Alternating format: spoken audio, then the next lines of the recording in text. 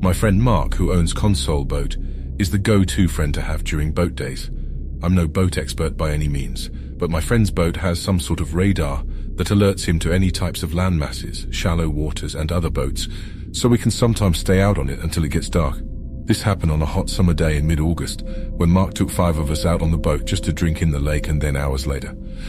It was a Friday night, so Mark took us to a water bar where we docked the boat, ate, drank and relaxed for a few more hours. When we left the bar, Mark got us back to the center part of the lake where we soared slowly while playing music the entire time. Since Mark doesn't drink, it works out that he has the boat and can enjoy driving us about without drinking.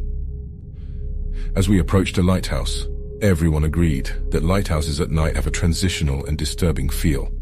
Mark switched off the engine, letting us to float. I was almost fascinated by the lighthouse, finding myself looking at it over and over. I thought that because I was so distracted from the conversation that everyone else had, I was the one to pick up on a screaming voice from a distance.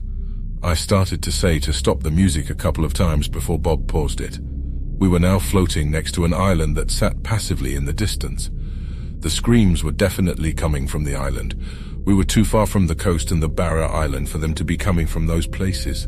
We shouted back as loud as we could, and the woman's voice called back for help. We all shouted, "Where are you?" and the woman's voice called back for help. We sat in silence for a few seconds. Sure enough, I was right. There was a woman screaming for help coming from that island. We tried to speak because we could hardly hear one another. We shouted, "Are you on the island?" one more time. She yelled back, "Yes." Without hesitation, Mark started the engine, which began bringing us over to the island. He anchored us when we were close enough to the shore of the little island, and all 6 of us got off the boat to look around and call for the woman. When she said she was being followed, the situation became much more serious.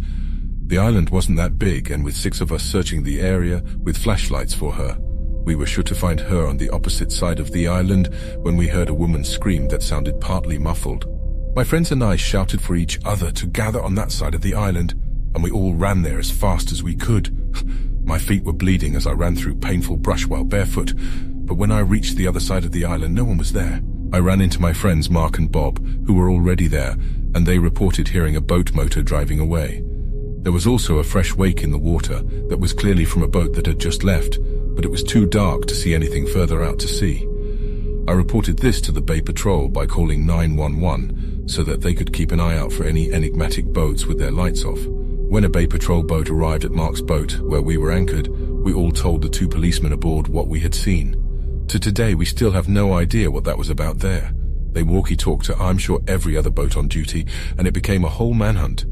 I don't think the boat was ever found though, because it didn't end up on the news or anything. All I know is that there was no one on that island by the time we searched it. It was the 1980s, and my dad and Uncle Mike have always been a fisherman. They'd go out deep-sea fishing at least a few times a year in my uncle's boat. He had a 70s 2-cabin cruiser. I've seen pictures, and the thing was huge. My uncle used to live within an ocean where he'd dock his boat.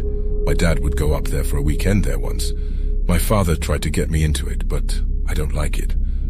I won't pretend to know much about fishing, but I do know that the fish get bigger and more plentiful the farther out into the ocean you go. They would go out about 20 miles and just catch whatever would fit on the boat. They used to be so obsessed that my uncle's walls in his house are still covered in pictures of him. This one time, despite the fact that it was a new moon and a very unexpectedly cloudy night, they were in the cabin enjoying a beer and playing cards after dinner when something went wrong with the boat and the lights went out. My Uncle Mike had to check the circuit panel, but it was challenging to do so in the dark with only a flimsy flashlight. However, after checking the circuit panel, my uncle discovered that something had caused 2 of the fuses to blow. They were forced to call it a night early and wait until dawn to return to the shore, after easily turning off almost all of the lights on the boat, including the running lights. But after about an hour, they began to hear a humming-type sound. My dad always says it was almost impossible to tell if his eyes were open or closed because of how dreadful it looked.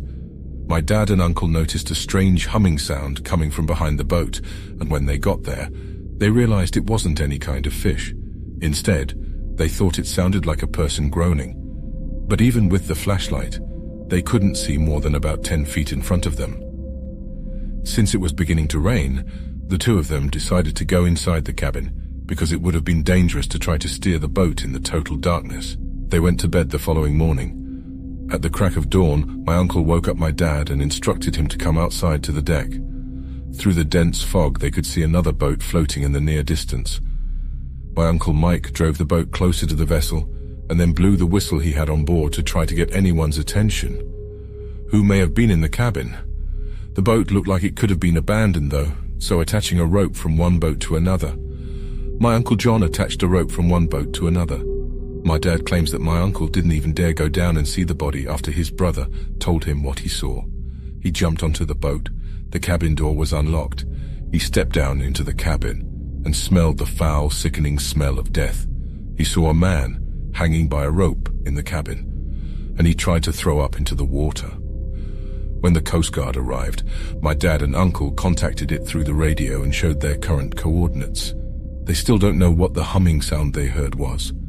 My dad and uncle then headed back to the coast.